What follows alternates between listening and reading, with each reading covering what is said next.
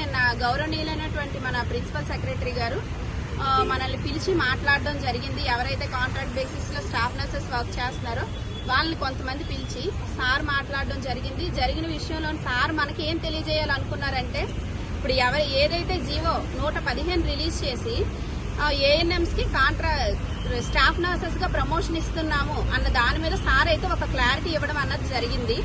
Sir ఏం చెప్పారంటే, మీకు ఇస్తున్నటువంటి 115 జీవోలోని ఎక్కడా కూడా వాళ్ళని పర్మనెంట్ గా స్టాఫ్ నర్స్ పోస్టుల్లో వాళ్ళకి ఇస్తామని మేము ఎక్కడా మెన్షన్ చేయలేదు.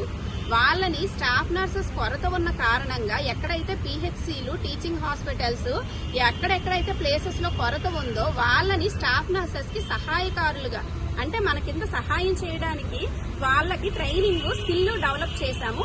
దానికి గాను వాళ్ళకి ట్రైనింగ్ ఇచ్చినందుకు 5,000 ఇన్సెంటివ్స్ ఇస్తామని చెప్పి సార్ అయితే చెప్పారు. దానికి మేము అందరూ